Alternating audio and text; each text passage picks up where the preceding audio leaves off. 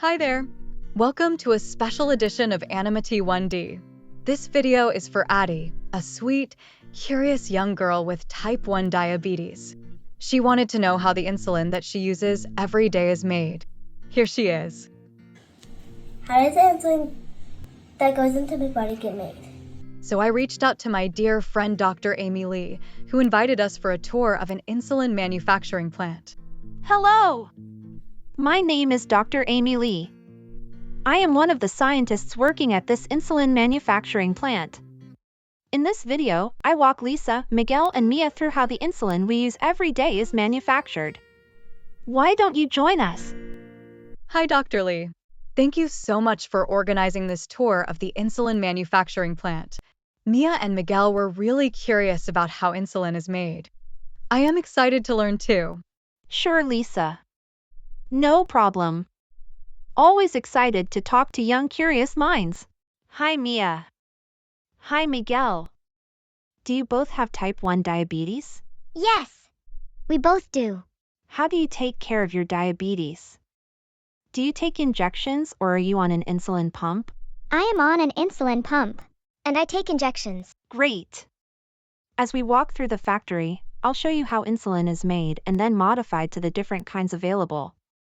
Do you know how we use a recipe to make soup, pasta, or bake a cake? Yes. My mom has a few recipe books. Right. Just like that, our body uses a recipe to make everything including insulin. That recipe is in the genes. Let's take a closer look. Here you see the pancreas. The pancreas have special type of cells called the beta cells. These are the cells that make insulin.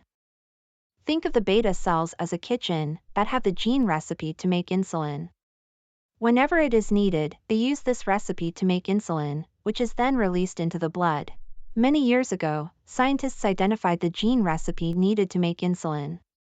They wanted to make human insulin to help people with type 1 diabetes. They wondered if they can sneak this recipe into another kitchen to make insulin.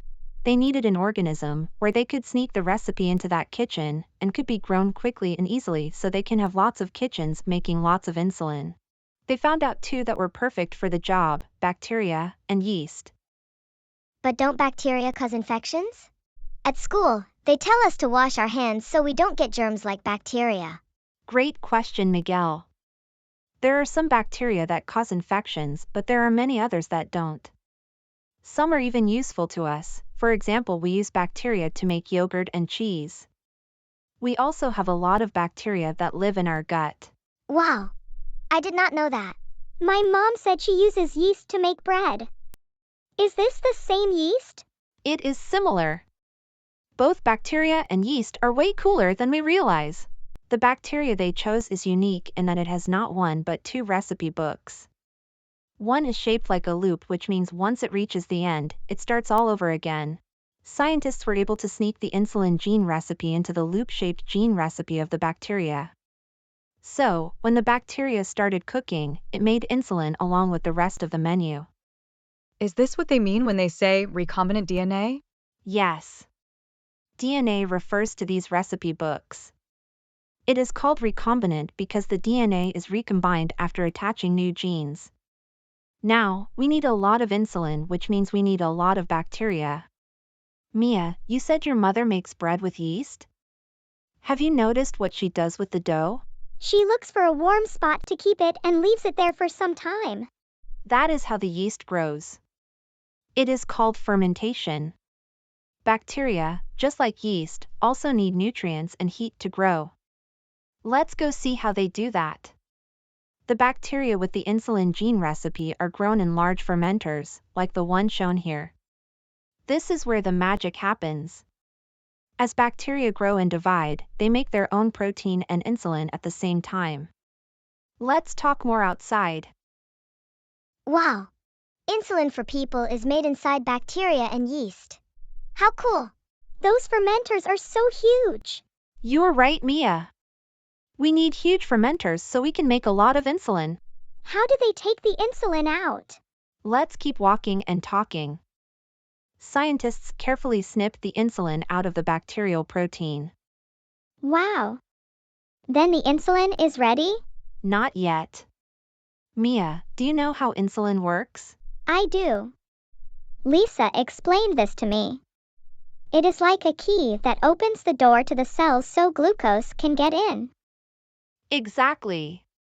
Once the insulin is snipped, it is folded and shaped like the key that it needs to be to work. It is then packed so it can last long.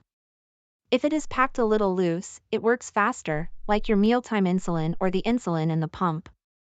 If it is packed tighter, it is released slower like the nighttime insulin. There are some more steps like making sure that the insulin works and is not contaminated before they send it out. Let's go see what happens next.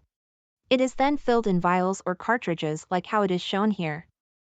Then it is packed in boxes and stored in our warehouse, and then shipped in insulated containers to make sure it stays cold, all the way to your pharmacy where you pick up your insulin. Wow. So much goes into where the insulin comes from. I know, right? This is so cool. Thank you, Dr. Lee. Amy, thank you for showing us around and sharing with us how insulin is made.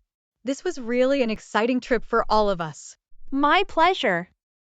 I love sharing the fascinating story of how insulin is made.